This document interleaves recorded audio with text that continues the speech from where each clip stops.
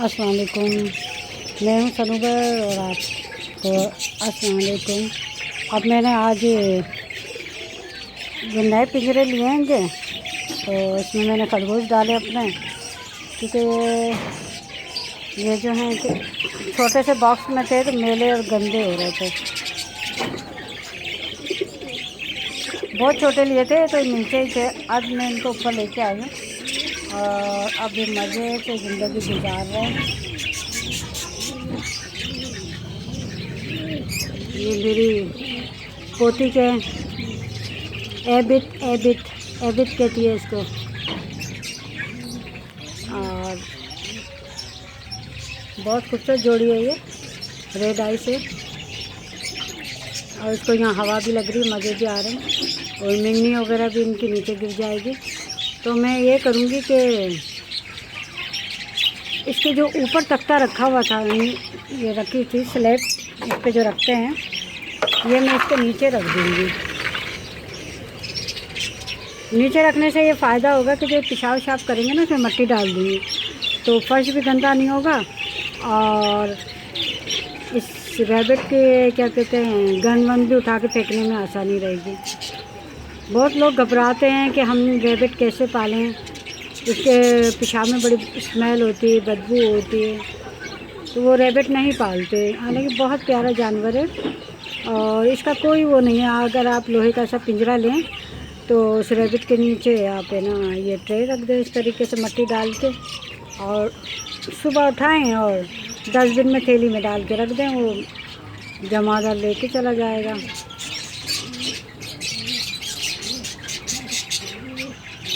तो रैबिट पालना भी बहुत आसान है। आजकल हमारे यहाँ बच्चों को खरगोश पालने नहीं, कोई सा भी परिंदा, खरगोश या मुर्गी, चूजे पालने नहीं देते बच्चों को। तो ये बहुत, मैं कहती हूँ कि सही बात नहीं है। हमने बचपन से ही के बहुत जानवर पाले और शौक़ है बच्चों को भी, मेरी पोती को। और कबूतर का एक बच्चा उसने नीचे पाला हुआ है, वो आपको मैं किसी दिन दिखाऊंगी। सारा दिन गोद में लिए फिरती रहती है, कबू कबू करती है उसको। तो आप है ना अपने बच्चों को ऐसे कोई डब्बा उब्बा लें, एक कबूतर की जोड़ी या एक कबूतर ले दें उनको। गंदगी करते हैं मगर इसका ये मसला नहीं है कि आप बच्चों को बिल्कुल जानवरों से दूर कर दें। अब बच्चे क्या हो गए, इतने बदतमीज़ शरारती हो गए, उनको मिलता नहीं है कुछ चीज़ तो वो रोना पीटना भी करते हैं और है ना शरारती भी बहुत करते हैं। अब ये देखिए कितने प्यारे रैबिट हैं। अब तो ये जवान हो जाएंगे, अब आधी उम्र के, फिर मैं इसको कोई बड़े पिंजरे में डाल दूँगी और कोई मटकी या कूलर रख दूँगी कोई पुराना, उसमें ये बच्चे करेंगे।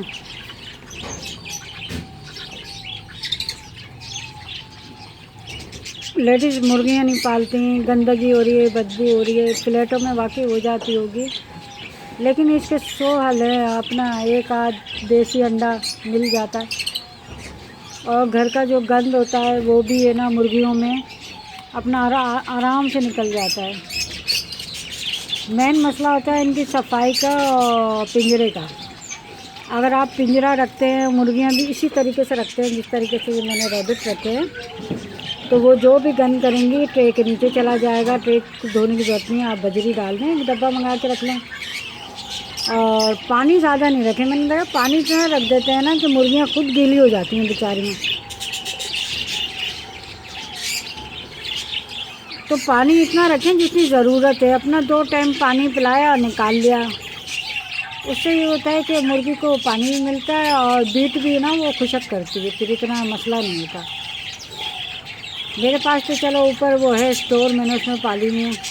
ये मेरी बच्चे देखे कैसे आराम से तो डब्बा भर के मैंने पानी रखा हुआ है। मेरा पोता जो है वो हकला हुआ था,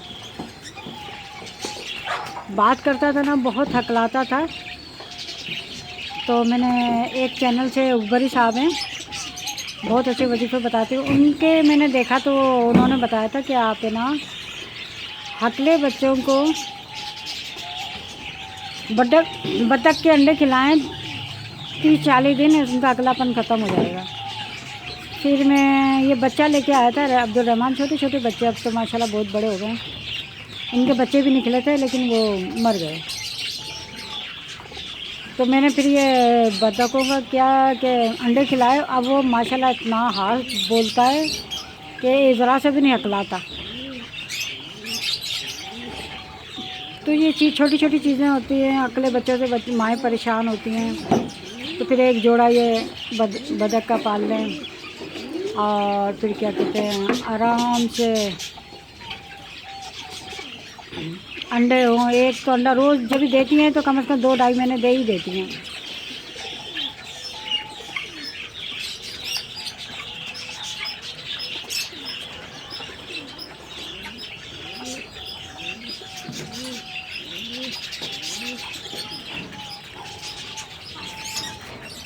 ये जो हमारा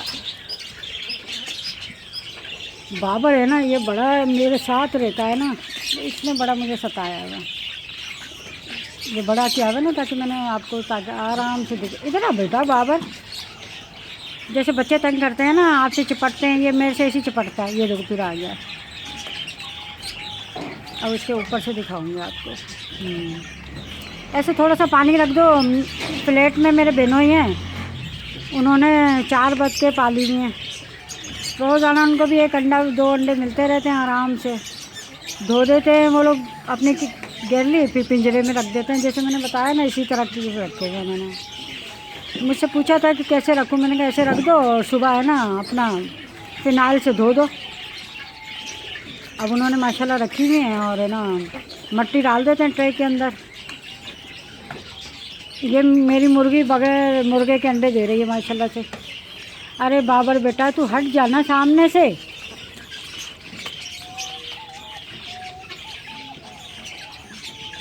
तो आप भी अपने बच्चों के लिए इस तरीके से ना गैरली में पालें। चलो कोई।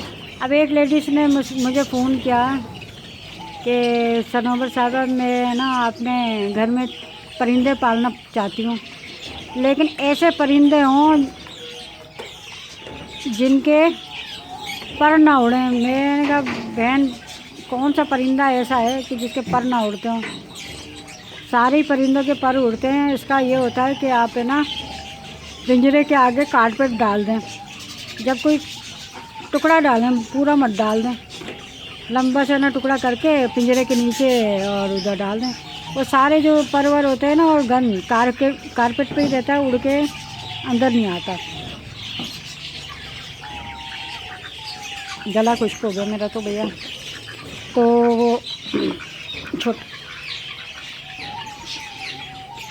तो वो उन्होंने माशाल्लाह फिर हाँ उस खातून का बताया। तो उनको मैंने बोला कोई भी ऐसा परिंदा नहीं है जिसके पर है ना नहीं झड़ते हैं। तो आप है ना कारपेट डाल दें, इस पर सारा कचरा जमा हो जाएगा। फिर बुरश या कुछ वाली छोटी झाड़ू करके उसको साफ़ कर लें तो आपकी जान छूट जाएगी। मगर कोई परिंदा ऐसा नहीं है जिसके पर न झड़ते हैं। तो लेडीज़ काम भी करना चाहती हैं, परों से भी घबराना चाहती हैं, गंदगी से भी घबराना चाहती हैं। अब देखें हमारा बेजान फर्नीचर है, उस पर भी क्या कहते हैं कितना मट्टी डस्ट जमा हो जाती है, जिसको हम रिमूव करते हैं, साफ़ करते हैं केमिकल से भी, बाजू का तेल भी लगाते हैं। मेरे तो शक्कर के टाली के सोफे ना, इसमें कीड़ा नहीं लगता। तो उसका यही है कि मैं उसको ऑयल वगैरह से साफ़ करती हूँ। इसी तरह ये दूसरी चीज़ों का भी है कि आप बेजान चीज़ें साफ़ कर रहे हैं तो जानदार चीज़ें भी साफ़ करनी पड़ेंगी। और मैं कहती हूँ जानदार घर में रखने से बुर्शी खाने का कचरा वचरा सब काम में आ जाता है। रोटी के टुकड़े वगैरह कबूतर वगैरह खा लेते हैं। तो आपका फ्लैट छोटा है तो कबूतर पाल सकते हैं, ये खरगोश की जोड़ी बच्चों के साथ पाल सकते हैं। और आप ये बजरी तोते, ऑस्ट्रेलियन तोते, ये दो जोड़ी रख सकते हैं। इससे बच्चों को ना बड़ा खुशी और इत्मीनान मिलता है। आजकल मौसम की बीमारी आई है, गर्मी से एकदम सर्दी, सर्दी से एकदम गर्मी। जो बुढ़े तोते होते हैं वो इन मौसम में मर जाते हैं। तो मैंने ये रखे हैं आप लोगों को दिखाने के लिए। ये जो बुड्ढे तोते होते हैं वो इस मौसम में मर जाते हैं, क्योंकि ये बुड्ढे तोतों की ना ये पसलियाँ निकल आती हैं और देखो इनको मोशन भी हुए हैं, तो इनको ये तोते खुद ही मार देते हैं।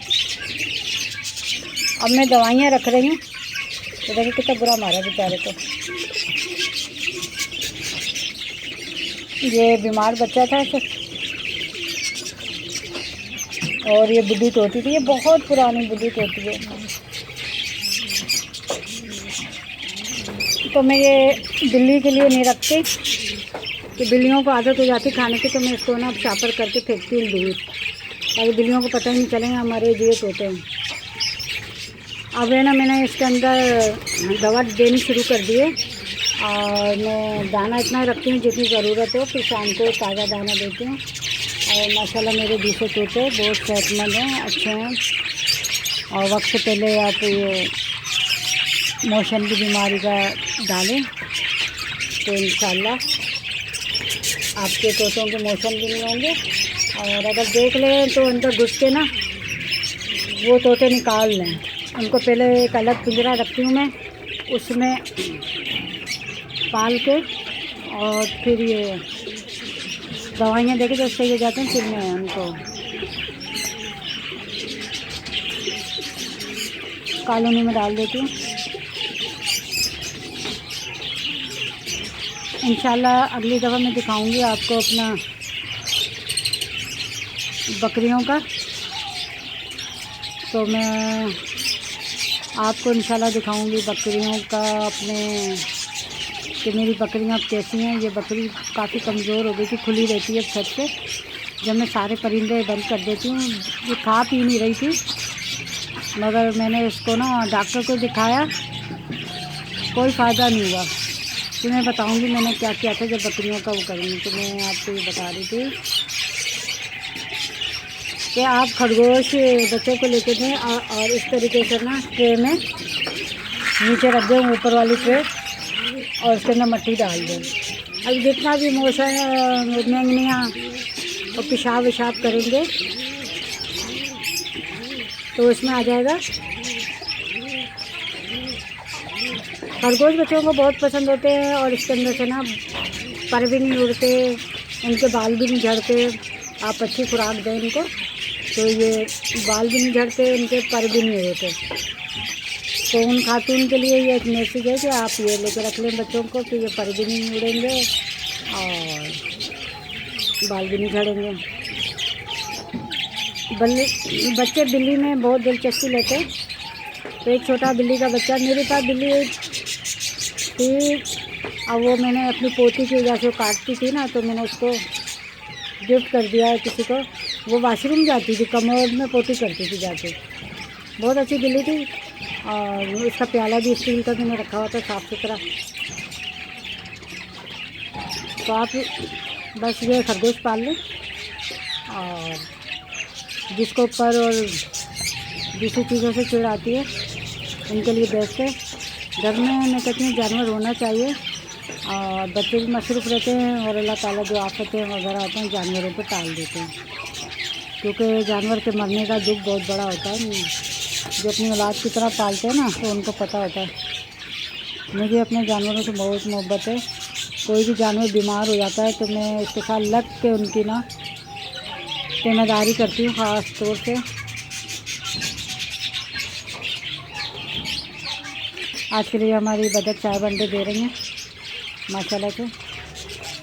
और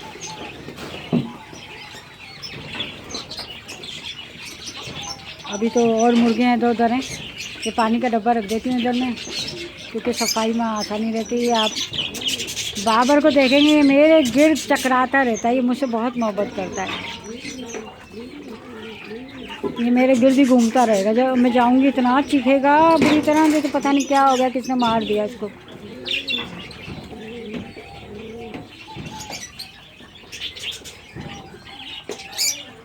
तो आपने बतखों के अंडों की फ़ायदे भी सुन लिए, और इसको पालना कोई मुश्किल नहीं है। और या आप गुसल खाने में भी पाल सकते हैं। ये तो ठंडे गर्म मौसम में हो जाती है कि अगर आपका गुसलखाना बड़ा है तो आप उसके नीचे पिंजरा रख दें और उसमें पाल लें। थोड़ी देर जब सहन अपना धोना होना हो तो खोल लें। मेरे बहनों तो ऐसे करते हैं, गुसलखाने में छोड़ देते हैं सारे बच्चों को, वो नहा धो के निकलती हैं टप में से, फिर वो उनको ना बड़े खुश होते हैं, अंडे दिखा दिखा के कहते हैं देखो ये मेरी बतख ने अंडे दिए हैं, मैंने इतने जमा कर लिए हैं, अब मैं ये करूँगा वो करूँगा, बहुत खुश होते हैं। उनके पास 4 जोड़ियाँ तो उन्होंने फ्लैटों में ही पाली हैं। चलें अच्छा, अब इजाज़त दीजिए। मैं अपना नंबर अपने इस पर व्हाट्सएप का नंबर डाल रही हूँ। जिसने भी किसी चीज़ के मुतालिक जानना हो, पालना हो और परिंदों के बारे में, तो आप मुझे ज़रूर इन्फॉर्म कीजिएगा, मुझसे मालूमात लीजिएगा। अब तो पंजाब से भी माशाल्लाह, रावलपिंडी से भी और चीचावतनी से भी लोग फ़ोन कर रहे हैं कि हमारे परिंदे के साथ ये मसला है, हमारे परिंदे वहाँ पे ये परिंदे होते नहीं हैं ना, इस वजह से। तो अब मैंने उनको अपनी वीडियोस भेजी तो बड़े खुश है, कहने बिल्कुल बिल्कुल हमें ना अब ना बहुत फ़ायदा हो रहा है, आपकी वीडियो देखते हैं ना, तो जो भी परेशानी होती है हम इसमें से देख के अपना काम कर लेते हैं, यानी कि उनको इससे फ़ायदा हो रहा है। तो मैं अपना व्हाट्सएप नंबर इस पर दूँगी, आप भी फ़ोन करके मुझसे मालूमात कीजिएगा। अब इजाज़त दीजिए, अल्लाह हाफिज़। अल्लाह के अमान में अल्लाह ताला सबके कारोबार में बरकत दे, आमीन सुम आमीन।